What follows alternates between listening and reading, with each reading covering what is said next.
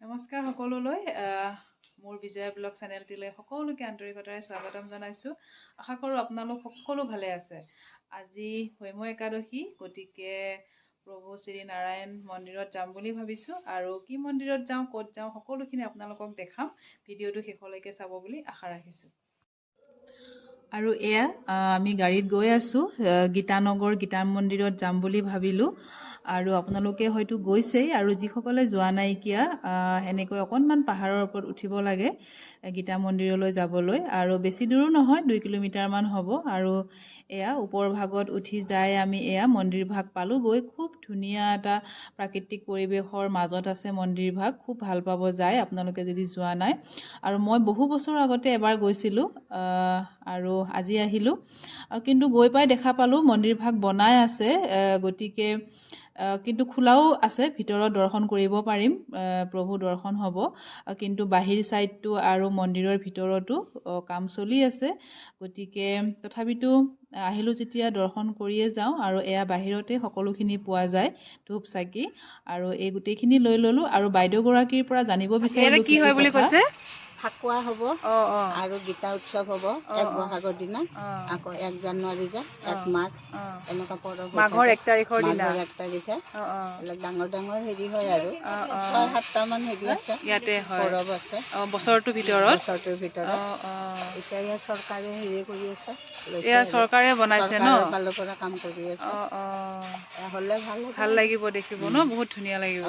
হ'লে আহে জেগাখিনিও বহুত ধুনীয়া আছে এইফালে। ধুনীয়া আৰু মন্দিৰটো পুৰণা মন্দিৰ হয়, বহুত 40 বছৰৰ ওপৰ হৈ গৈছে। 40 বছৰ ওপৰ হৈ গৈছে ন। এয়া ফুল তুলসী লোৱা জেগাৰ পৰাই বাইদেউগৰাকীয়ে ক'লে মন্দিৰৰ বিষয়ে অকণমান, আৰু আপোনালোককো শুনাই দিলোঁ।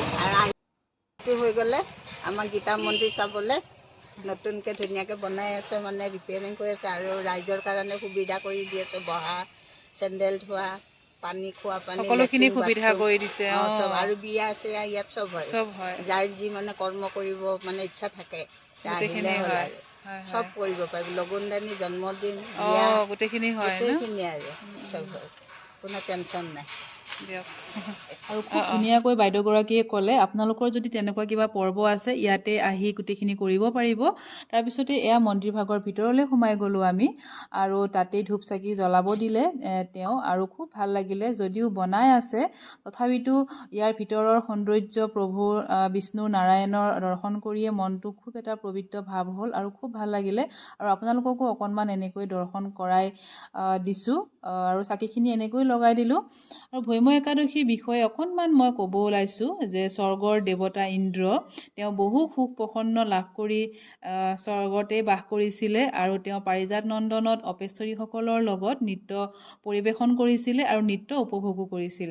আৰু সেই নৃত্যত নৃত্য গীতৰ সাধকসকলো আছিল। তেওঁলোক আছিল পুষ্পদত্ত, চিত্ৰসেন, গন্ধৰ্বসকল উপস্থিত থাকি উপভোগ কৰিছিলে।